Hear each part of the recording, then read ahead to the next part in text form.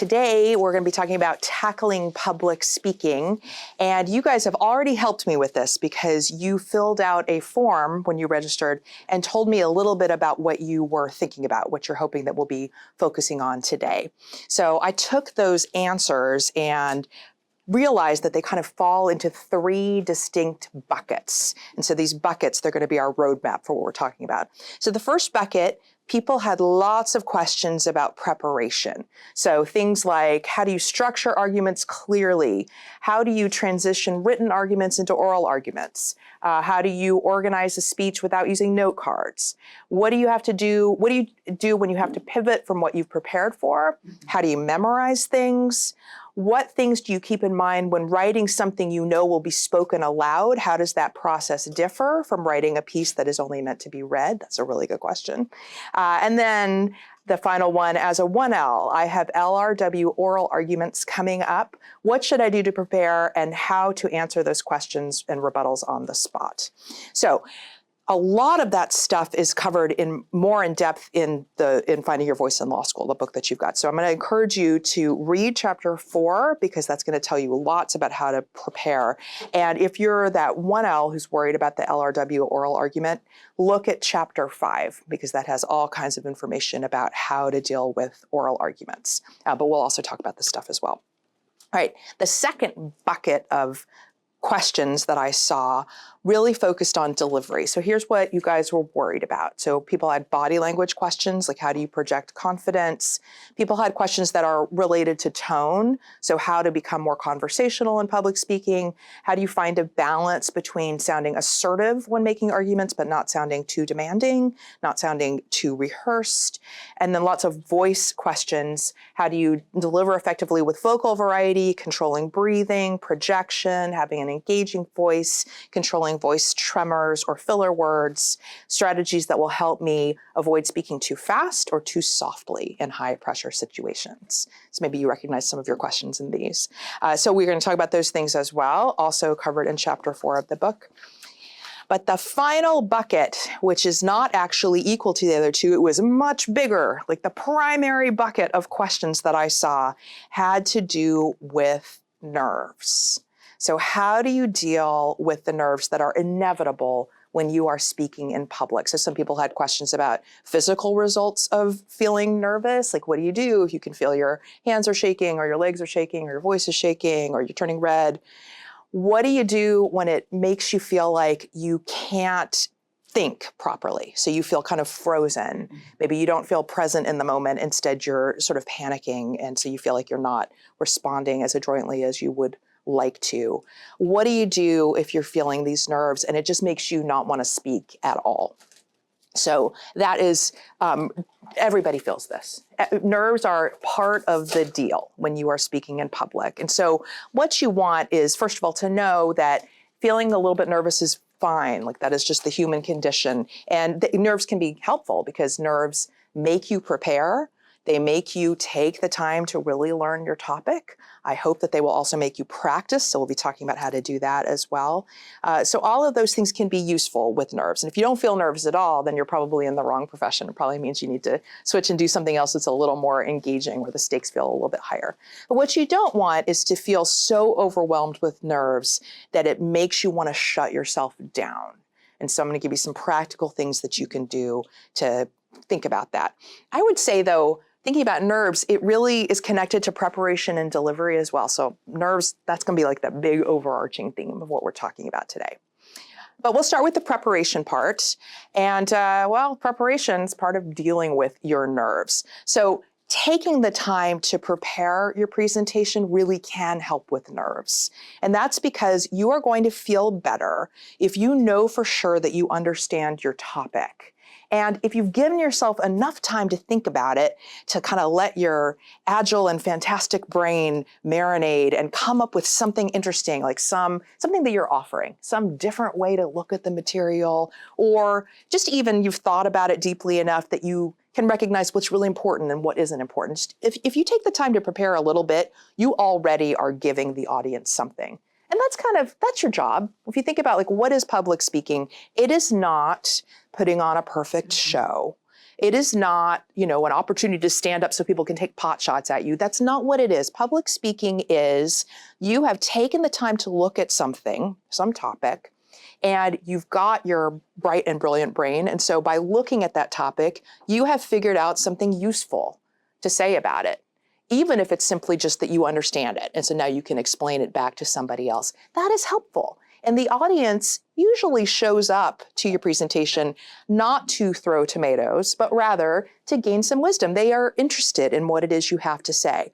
And that's it. That's it. So even if you make a presentation and you feel like my delivery wasn't what I wanted it to be or what have you, it's going to be good enough if you've taken the time to do some preparation. So I'm suggesting that you want at least a week. So that tends to work for me, so I think it will work for you as well. And the reason I'm suggesting at least a week or even longer if you've got more time, if you've got the luxury of extra time, the reason you want to give yourself that much time rather than, say, preparing the night before is that it is useful to kind of sleep on it. It is useful to come up with sort of your first draft and work on it a little bit on the first day and then put it aside and then work on it a little the next day. So maybe you end up spending the same number of hours that you would have if you'd just been like, I'm just preparing the night before. But those hours, since they're spread out over, say, a week or whatever time you've got, you're going to have a lot of extra thinking that's going on sort of subconsciously for you. And that is often where you come up with the really great idea. You wake up in the morning and you think, oh, wait, this is a better way to explain it. And it's because your great brain has continued to mull it over. So I think it's a really good idea to carve out a little bit of time each day for, let's say, a week, and that's going to be part of your preparation. All right, and so here's like a step-by-step plan of what I tend to do, and so I'm hoping this will be useful to you as well. So here's how I would prepare. So I've said here, work on it out loud a little each day. I tend to write by speaking aloud. So this gets to the question people had asked about, how do I sound like I'm not over-rehearsed? Like, how do I sound authentic and like a real person? You know what it sounds like when somebody has written out every word of a speech and then they just read it to you. It doesn't sound like a real person talking. And you know what that experience is as an audience member. It's actually harder. Like, you have to really focus to translate what the person is saying. So if instead you could think of your presentation as being more like regular conversation, but with a structure, with some thought that you've put into it, it's going to help with the tone. It's going to help with the delivery. And it's also going to help you feel a little bit more comfortable because then you're not worried about writing out every word and memorizing every word. So if you do that and then you get a word wrong, that's when you're like, oh no, I flubbed that line. And suddenly that's what you're thinking about instead of thinking about the thing you're trying to explain to your audience. So to get around that, what I suggest trying is writing by speaking your presentation out loud. So I start doing that on day one. And what I'm saying on day one is not going to be what I'll end up saying on day 7 when I'm actually giving the presentation, because it's going to get better as I keep doing this. But by doing this, by explaining that topic out loud to myself, it is helping me get away from being too attached to a script. In fact, I tend to not use much of a script. I use bullet points. So the slides that I'm showing you, this is as much of a script as I would have. It would just be, a bullet point, a sentence that reminds me of the thing that I want to say, and then the next bullet point is like the next topic. So I'd use that. And I'd speak this stuff aloud a lot. And part of what I'm looking for are the places where I feel deeply uncomfortable, where I'm trying to explain it and I'm like, I can feel my face getting red. I feel kind of stupid as I'm explaining this. And that is a great signal that you actually don't understand it as well as you need to. So you all can understand things quickly and brilliantly, I'm sure, to like make it through a class, to sit in a lecture and be able to follow what the professor's saying. It is a completely different level of understanding that's required to be able to then stand up and do the lecture yourself, to be able to explain it out loud to somebody else. And so if you try this technique of just, let's try to explain the topic out loud to myself, then you can notice those places where you get confused or where you feel yourself kind of stumbling, and then you can stop and you can think, all right, what was it about that? What is confusing to me? And you will then take the time to go shore up your understanding of this topic because you've got your 7 days. And that's going to give you something really useful to your audience, because whatever confused you, it's probably confusing your audience too. So you're taking the time to find those places. All right, so that's your first step. You're explaining your topic out loud to yourself. Once you've done that a few times, the next thing I'm going to suggest is that you find a theme. So a theme, anytime you're making a presentation, you need a theme. And that theme is essentially your central message. Like at the end of the day, what's the one thing that I want to make sure that you, the audience, remember when you walk away from this presentation? So the way to find that theme, I might start with, my explanation to myself out loud, and maybe I then jot down the bullet points so I can remember sort of the order in which it came out. But then I'm going to take a step back. I'm going to look at those bullet points and think, who am I talking to? Like, why does my audience care about this? What is my audience curious about here? And so that's kind of like another draft of this. Like the first draft tends to come from what jumped out at you, the speaker. The second draft is really audience focused, where you're thinking like, what do they need to know?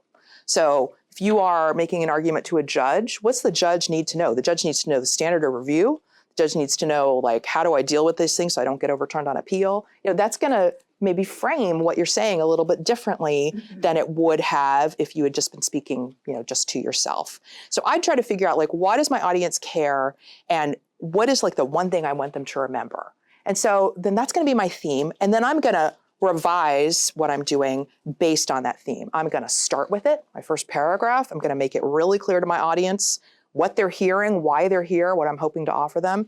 I'm going to end with it because that's going to be the last thing I say, another just important moment. And with each moment of transition in the middle part, I'm going to make sure that they can see how this connects to whatever that theme is. So the 1Ls out there doing the LRW thing, this is what you could think about for your Q&A. So you're thinking about, I've written my legal brief and it's very complicated. I've got 60 points or whatever. What is the most important thing? What is the central thing that you really need your panel of judges to understand? That's what you're going to go back to. So anytime you are interrupted with a question, you answer the question, but then see if you can't connect it to the thing you really want them to remember. So again, you taking the time to do this thinking and figure out what the central message is, you've just added value. That now you're going to focus on that. That's really helpful to your audience because you've made some choices about what the most significant thing is, what is worth their time. All right, next thing that you're going to do, you're now going to be selective. So this is another way in which a verbal presentation is different than a written presentation. You are going to figure out what you're going to leave in, and you're going to take a lot of stuff out. So if you stand up in your oral argument and you simply read everything that was in the brief, you will have those judges sleeping in no time. They will be totally confused because there will be too much material. It won't be easy for them to digest. So instead, what you want to do is you're doing the digesting. You're figuring out, okay, I needed to put all this stuff in the brief, but for what I'm doing with oral argument, like this is the most significant thing. So I remember thinking about this. I sometimes will travel around and teach programs like this. And so I did one for the FDIC, the Federal Deposit Insurance Corporation. So these are banking lawyers.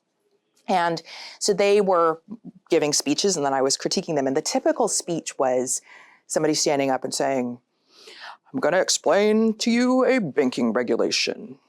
And it has 52 subparts. Subpart number 1, and then they'd go from there. So that's a speech without a theme.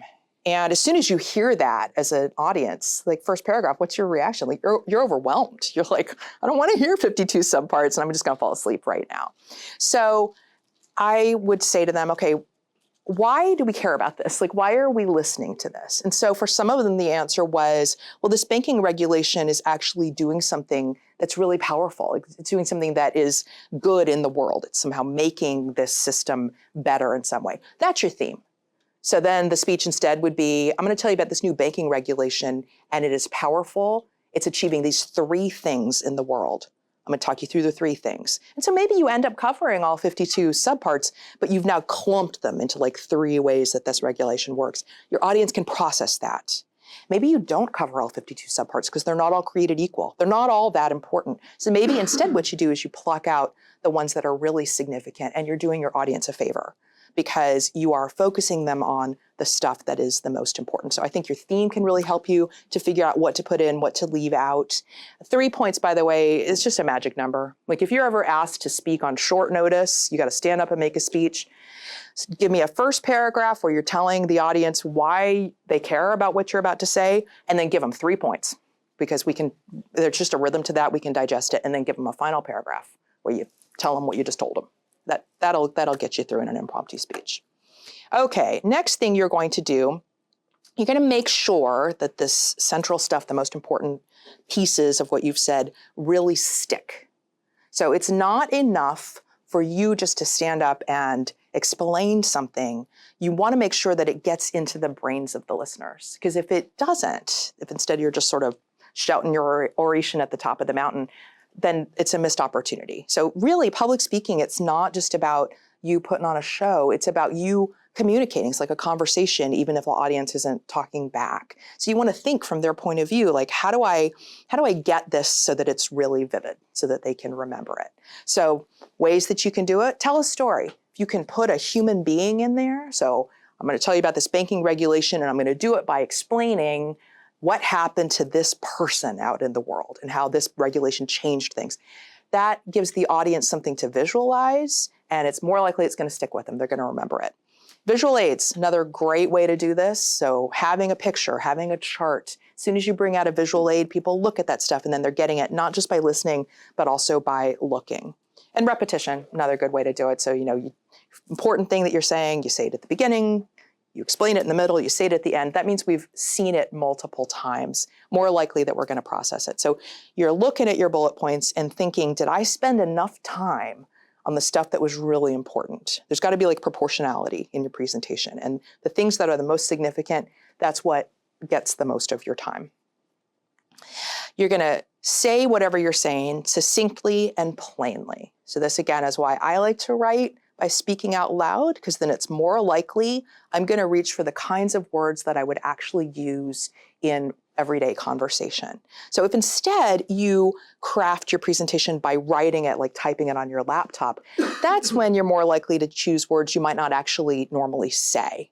The words that are tongue twisters, the words that are unnecessarily complicated.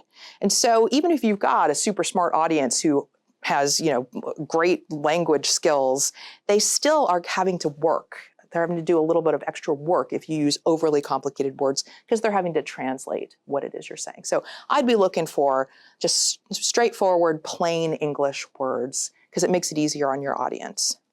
And then I would spend extra time thinking about your first paragraph and your last paragraph. Those are really important moments in your presentation. So the first paragraph is where the audience is trying to figure out if this is worth their time. They need to be oriented, like this is what we're going to get out of this talk. And it's where they're sort of making judgments about if you seem credible, if you seem like somebody who actually knows what they're talking about. So if you have a really great way to start, like you're going to start with telling a story that you're actually excited to tell, it's just more likely you're going to project that confidence, and they're just going to more likely be more interested. So taking the time to craft that first paragraph is really helpful. It also helps with nerves, because one of the times when you're really going to feel nerves is typically at the very start. So I would take the time to write a beginning that you really like. Now, I will tell you, I usually don't hit on my beginning until like day 6, because I got to work with the material. I got to play with the stuff that's in the middle to really get a sense of what should be at the front, like what's the most important thing. But if you've given yourself the time to sort of mull it over, you'll come up with something great. Last paragraph, equally important. So that's another place where people tend to feel nerves again, because you can tell, like, okay, I'm finishing. And then you become aware once again that everyone's looking at you. And so that's when people will end a presentation by being like, oh, that's all I have to say about that. And then they run off stage. And then that's the last impression that you've left. And so it makes people feel like, oh, I thought the speech was fine, but maybe it wasn't, because the speaker seemed really awkward. So I would take the time to craft a good ending as well, so that we can just feel that sense of occasion of, the remarks are finished and this was worth our time. Okay, so that's all the preparation stuff. And I'm going to be sure to leave a little time at the end for questions if you want to, but I want to move on to the practice stuff too. But all of this, again, chapter 4 really will talk you through most of these things. If you end up not remembering what I'm saying, you can read it after the fact. Okay, let's move now into thinking about your performance. And the first thing that you need to think about here is what you are doing in rehearsal. So you've got to give yourself time to practice. So I think many of us are very comfortable with the writing part of it. right? I would wager that certainly most lawyers, and I think most law students, pretty comfortable working up here. Like your brain is good. But the part where you then have to say it out loud, that's maybe you've got less you're less comfortable there. And so a way to kind of get out of just being in your head and think about the fact that like your whole body is engaged when you are speaking is to give yourself time to rehearse. So when you are practicing, just like you're going to take 7 days to write the thing, I think you need to take 7 days to be practicing the thing. So you're actually already accomplishing this if you're trying to write by speaking out loud. The idea is like the more repetition you have, the more comfortable you're going to feel. It's going to help with the nerves because you're going to get it. You're going to get the ideas just into your bones. You're going to know them. And if you've got that, then if you do get interrupted, somebody asks you a question, it's going to be okay because you know it well enough that you could take things out of order if you absolutely had to. So you want that. When you are practicing, it means that you are standing up just as you would when you're actually making the presentation, and you are speaking the words aloud. So actors don't practice by just silently reading the scripts to themselves. They say those words out loud, and that's really how you get into your sense memory. So I'm saying a bunch of times, 10 times, that's a good rule of thumb. Like make sure you've run through the thing out loud 10 times. And if that's part of your writing process, it's not that difficult to do.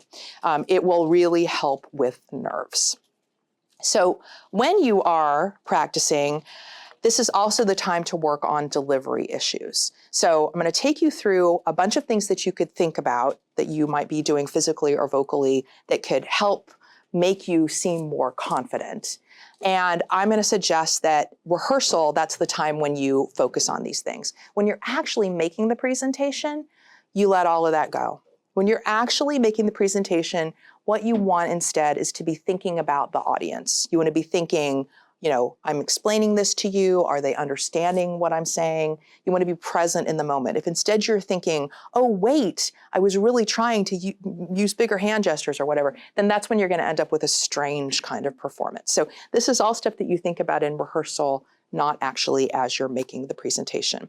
And this is a lot of so I teach a bunch of classes in this topic, and this is a lot of what we work on over the course of the semester. So imagine if you had 13 weeks to do this, it means you get 13 speeches and you do practice this stuff, and a lot of it becomes second nature. All right, so what you want to think about, what you're going for when you are making a presentation is you're trying to be you at like your most relaxed and confident. So that's good news. You already know how to be you. So you're not standing up and trying to be me. You're not trying to copy, some great actor that you love or whatever. You're just yourself.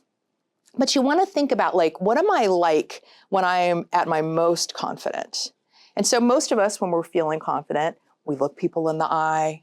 We speak in an animated way. So we've got lots of different notes in our voices. We use our hands. We don't just stand frozen. We move around a little bit. We don't retreat to postures that are self-soothing. So when you're feeling confident, you're not, wringing your hands or standing like this trying to protect yourself. So those are the sorts of things that you can analyze as you are practicing.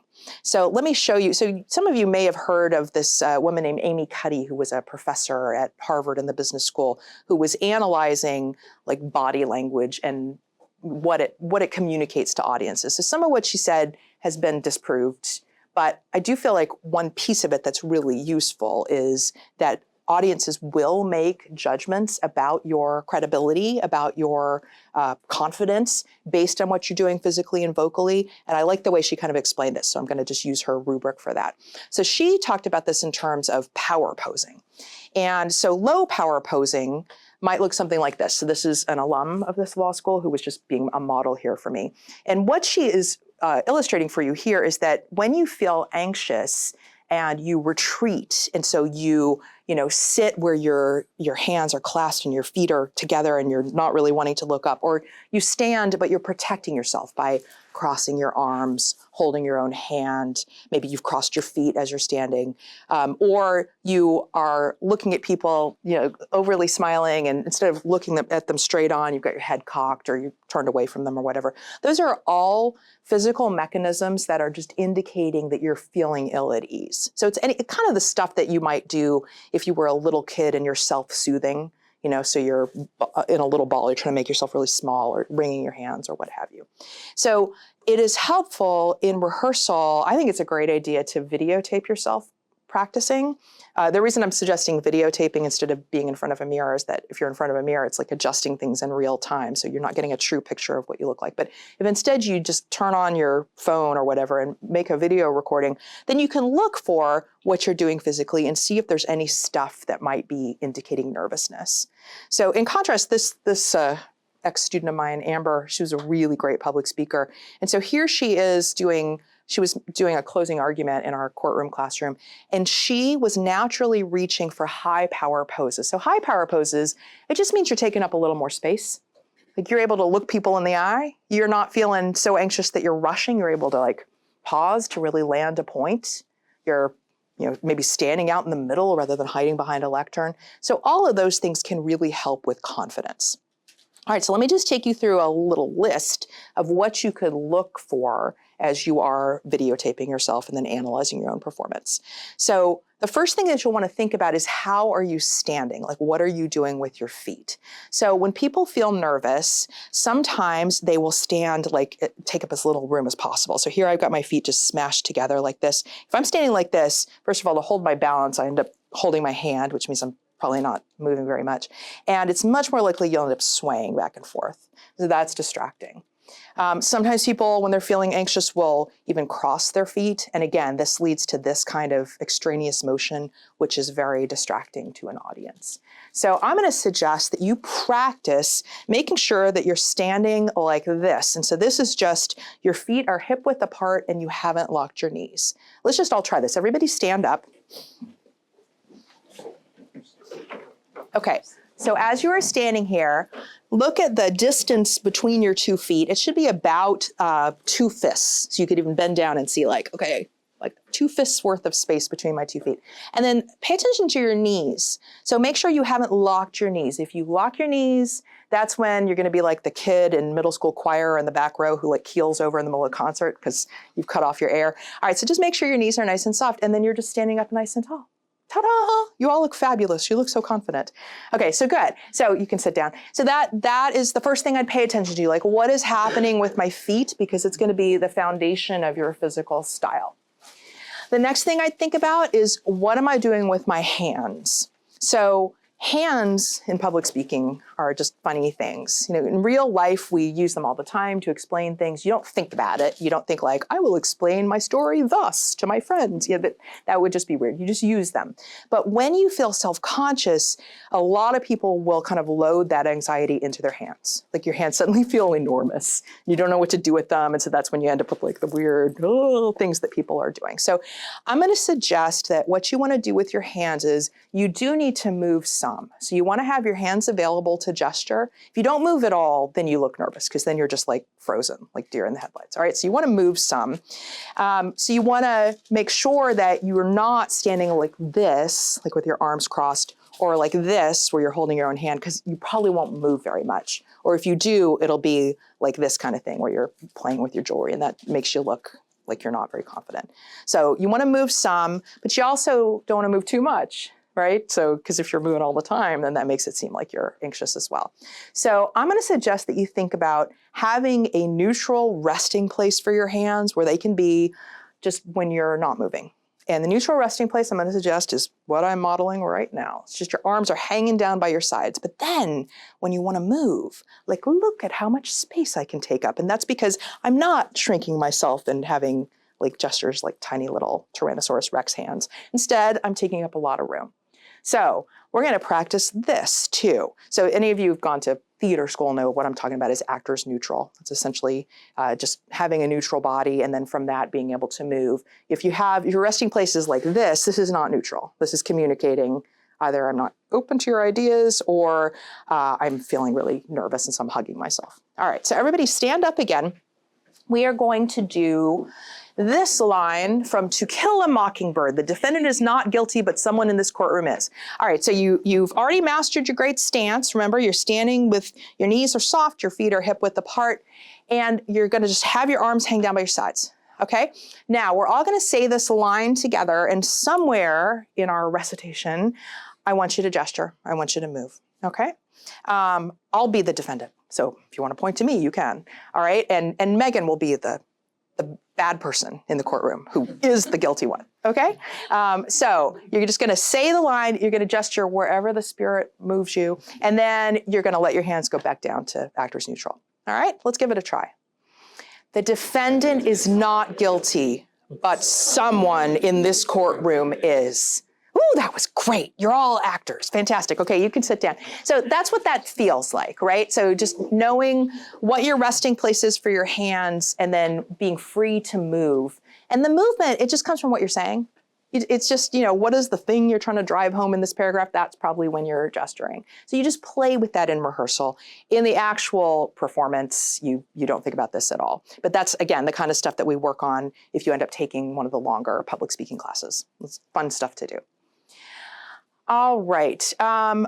It's also really helpful to warm up your voice. A vocal warm-up, I just swear by these things. So the reason that I think it is useful to come up with sort of a warm-up routine for yourself before you speak is because public speaking is not just an intellectual exercise, it is also a physical exercise. So just like actors and singers would not take the stage without first doing some sort of warm-up to get the instrument ready, you also should have a little routine. I think what's really helpful about it, it's going to make your voice sound better, but it's also helping to get you present in the moment. It's helping to get you centered and get you ready to speak, and it can really, really help with nerves. There's something very calming about knowing that I've got a 5-minute routine, I'm going to run through it, and now I'm good to go. So there's, I think, a good psychological advantage to this. So I'm just going to teach you a voice warm-up here. And this is in your book on page 72, but you don't need to open your book. I've got it on slides here. So first, everybody stand up again. All right, so the first part of any vocal warm-up is you just want to get your body ready to move. So the first part, you don't actually even speak anything. We're just going to do a little bit of stretching. So we're going to start like this. First, you're going to take your hands and you're just going to shake them out. And then you're going to stretch those fingers and you're going to roll your wrists around. You're starting to wake up here. And we're going to turn this into shaking out our arms. And let's do some shoulder rolls. So roll your shoulders back. Doesn't that feel good? You've been sitting all stiff, hunched over your laptop. You roll your shoulders back, you feel better. Now let's shrug. Pull your shoulders up to your ears, let them drop. One more time, up to your ears, let them drop. And then reach behind you and grab your wrists or your elbows and just give a nice stretch there. And let's loosen up our necks too. So just a couple of head rolls, or if you don't want to roll, you can just drop one ear to one shoulder and then switch and do the other. If you're doing head rolls, reverse and go the other way. All right, and this is kind of a cramped room, so the final stretch we'll do is just stretch up to the ceiling. Just a nice stretch. And let your arms go. Good, okay. So just even doing that is helpful because then you realize like all day long, you're here, but there's actually all the rest of you too. And if the rest of you is like this, then it's going to impact your performance. So just taking a few minutes to kind of get in touch with how you're feeling physically and stretching a little bit, it can help a lot. All right, now we are going to make some noise. So the first thing we're going to do is blow raspberries. So this is where you're blowing air through your loosely closed lips, kind of like a little kid making a motor sound, like if you were driving a toy car around. So let's just everybody give it a try. See, how many professors would agree to be on film blowing raspberries? All right, and so you can add a pitch to this as well. You can go up and down on a scale, so it's like, give that a try too.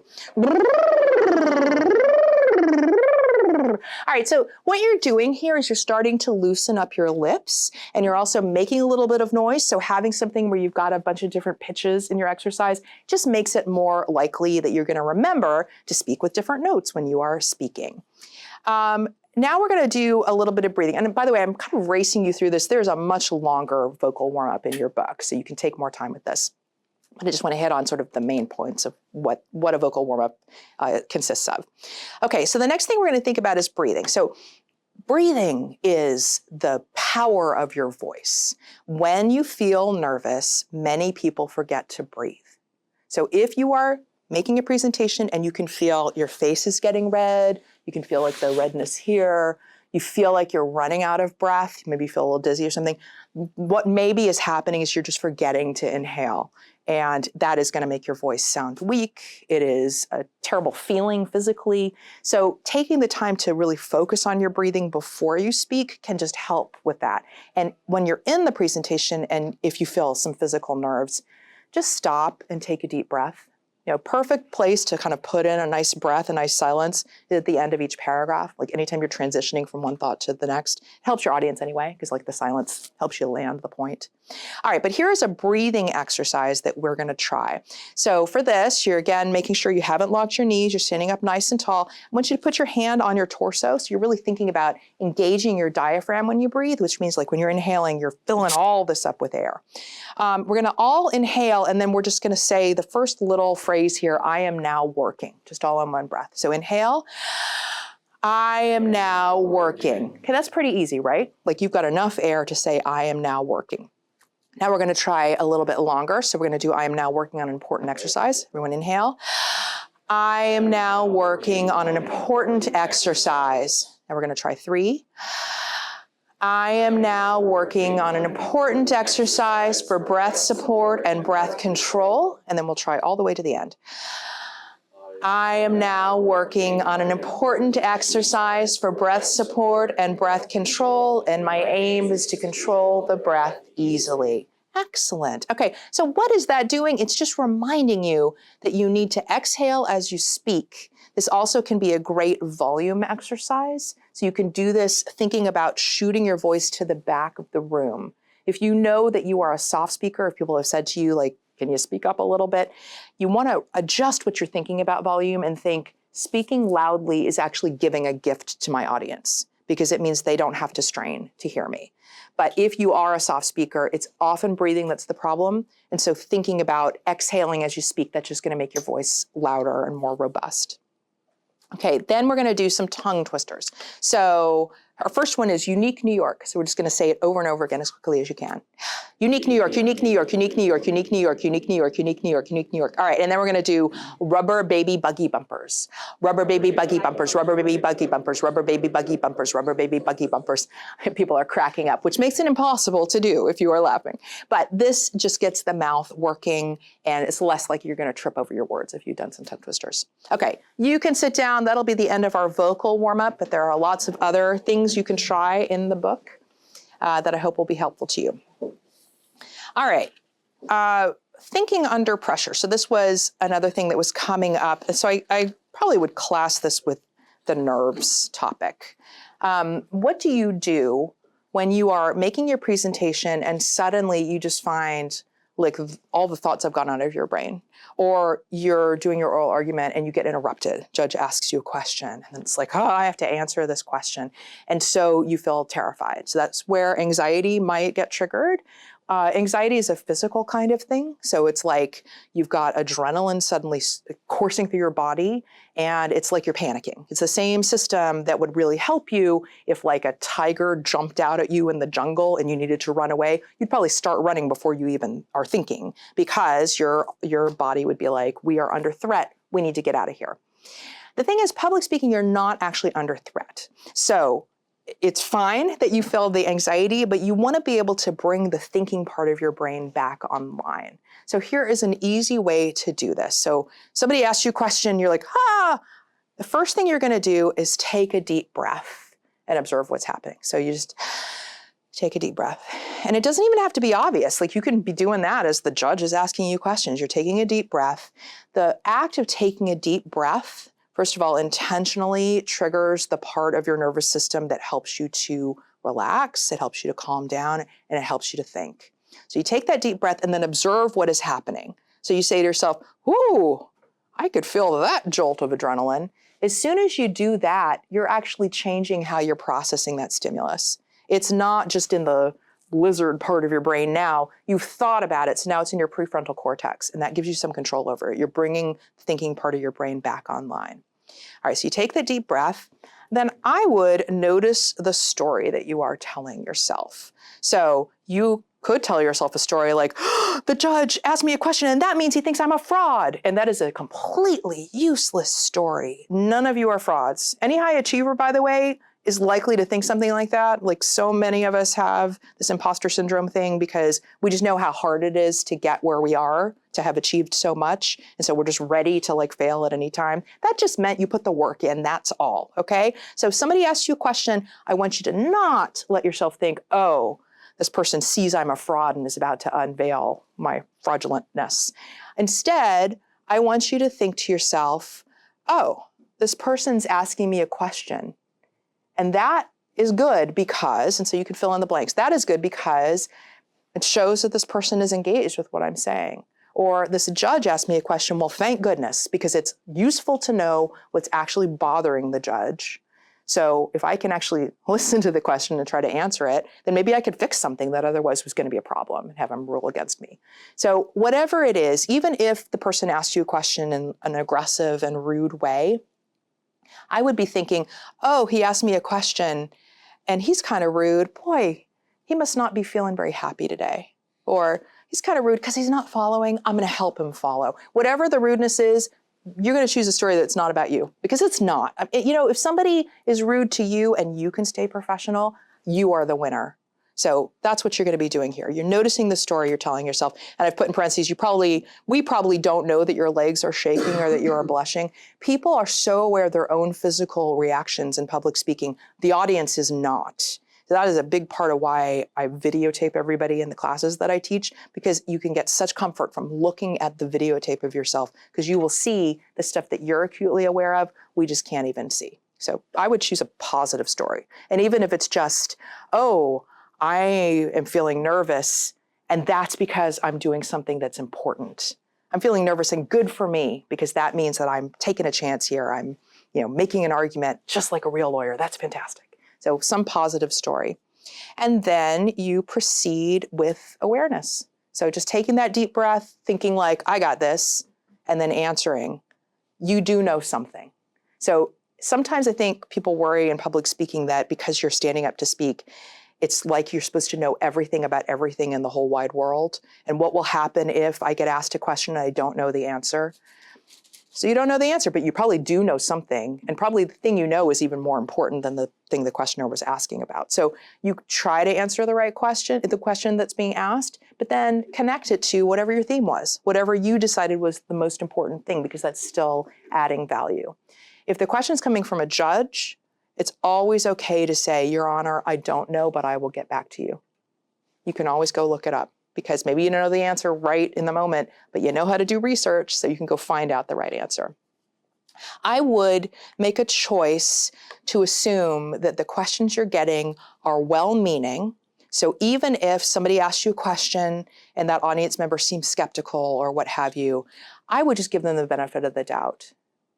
Sometimes audience members ask questions that seem to land wrong because they're nervous too, like they're engaging in public speaking. And so they ask it and it's a little bit inarticulate. It could be more skillful. And so you're just giving them some grace. And I would also assume that your audience is smart, that they're going to be able to follow, so you're not patronizing them. This will kind of help with sort of some of the tone questions that people were asking about.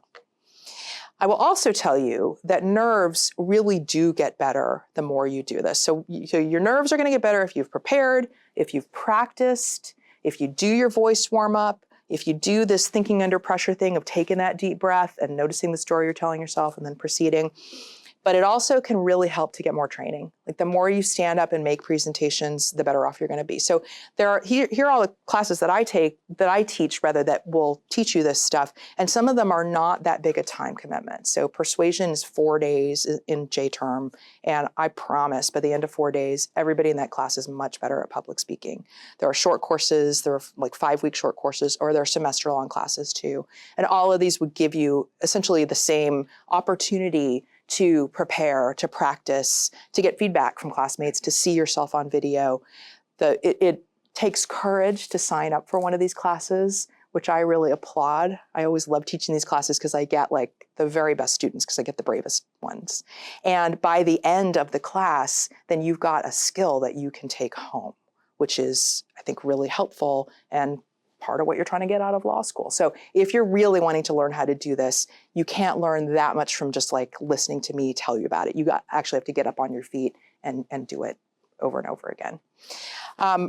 And I think it's worth doing because your thinking is useful. Your intuitions are valuable. If you take the time to really think through a topic and put some energy into it and then offer it to your audience, you're giving them something of value. So I'm going to say you should try public speaking. You should stand up and make presentations. You should speak in class. You got this, and you're going to get better at it the more you do it.